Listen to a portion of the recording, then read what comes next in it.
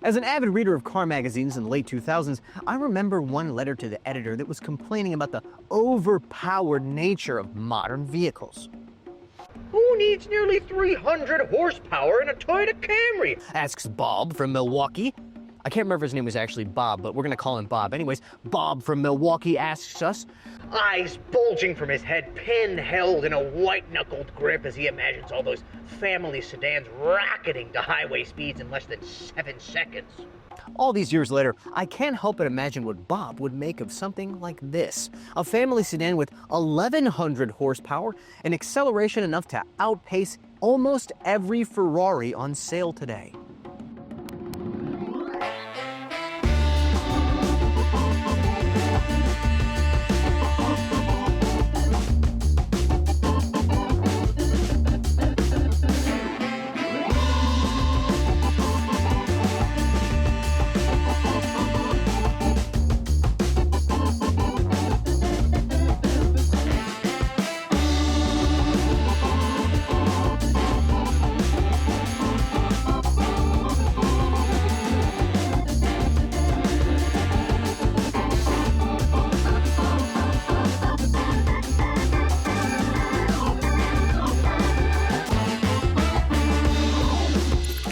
Welcome to Wheelsboy, where we cover the newest, coolest, and wildest vehicles from the Chinese car market. Be sure to like, subscribe, and hit the bell. This is the BYD Han L, a slightly more upscale version of the existing BYD Han sedan that costs $31,000 to $39,000 US here in China. The exterior styling has been smoothed out and simplified compared to the Han, but while every single panel has been tweaked, telling the two apart is easier said than done.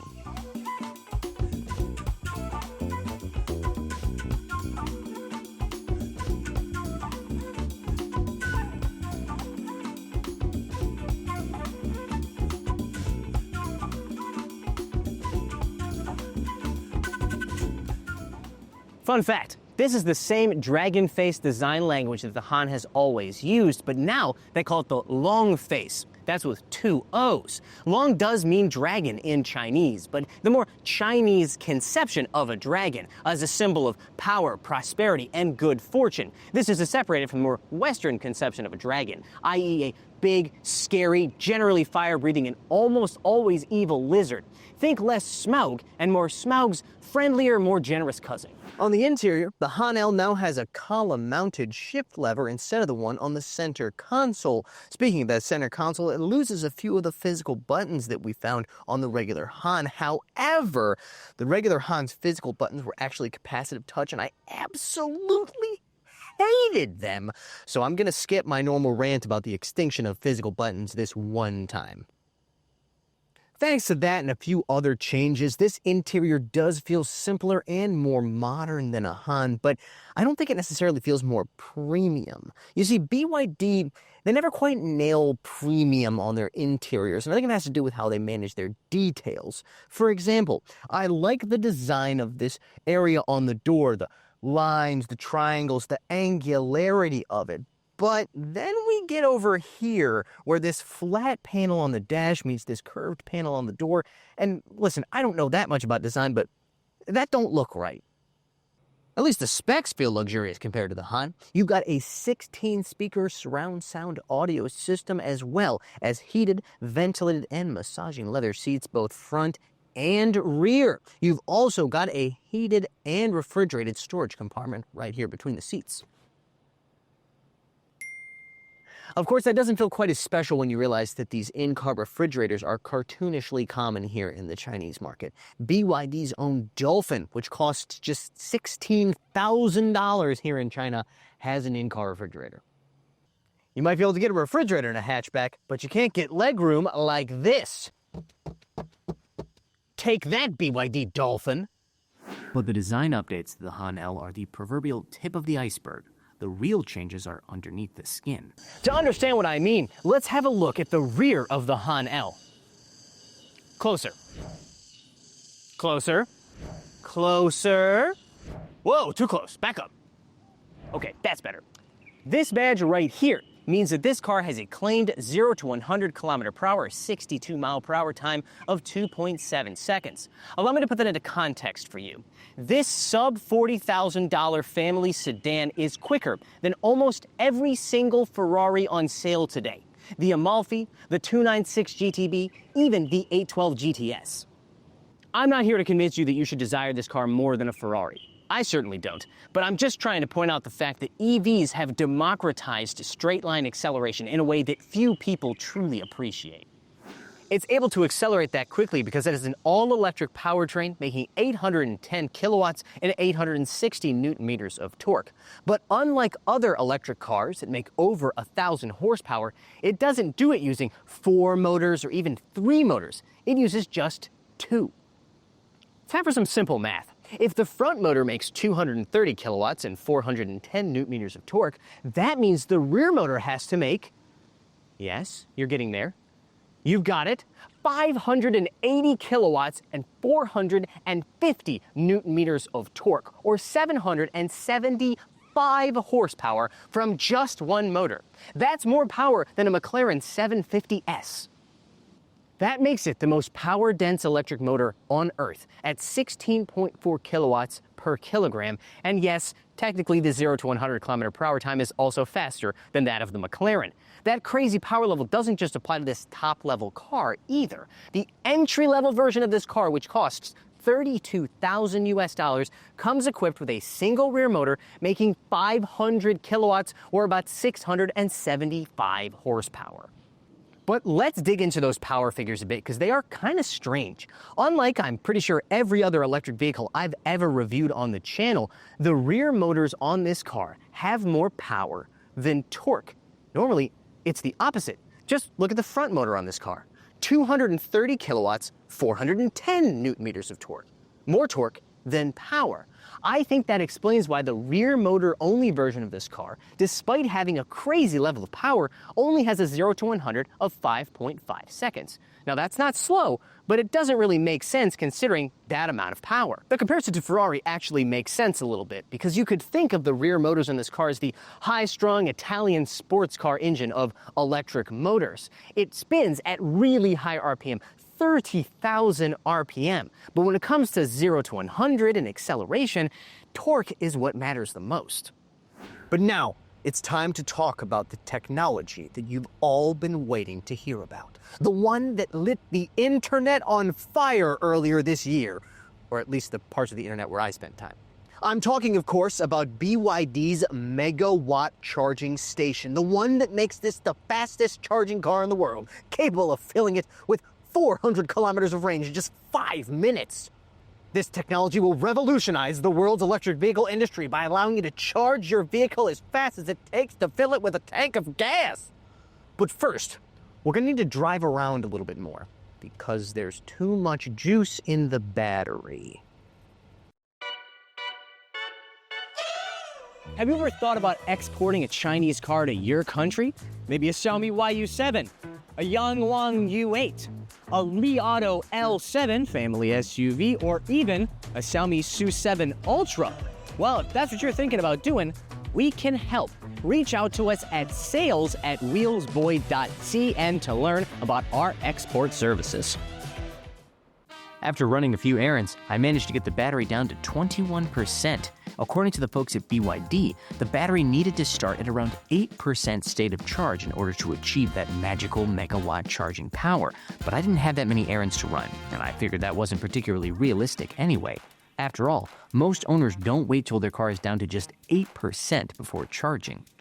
BYD said back in April of this year that they'd already opened 500 megawatt flash charging stations across China, but there aren't very many here in Shanghai, so we were using one at a dealership that wasn't yet open to the public. In order to get things started, I had to borrow a phone from a dealership employee with the beta version of the flash charging app installed.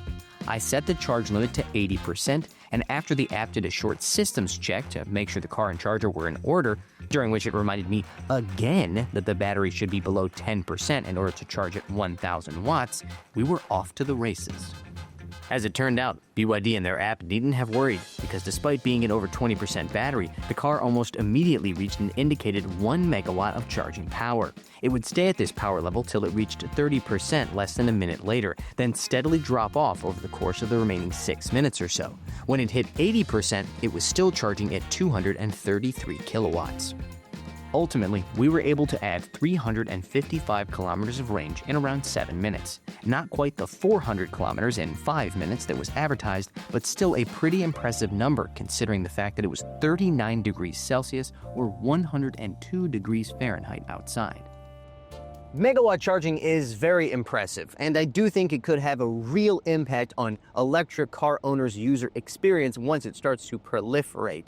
But when you get this thing on road, you realize that it's kind of a one-trick pony when it comes to driving dynamics. It's fast, incredibly fast, fast enough that it made me and my passengers ill on multiple occasions.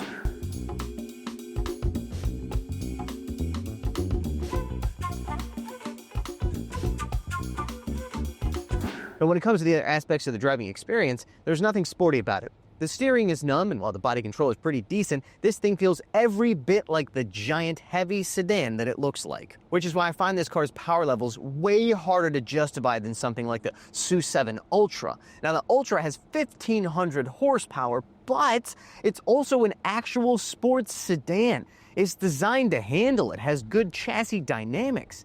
This is not. This is a family sedan. Why does a family sedan need 1,100 horsepower? Oh my God, I've become Bob from Milwaukee.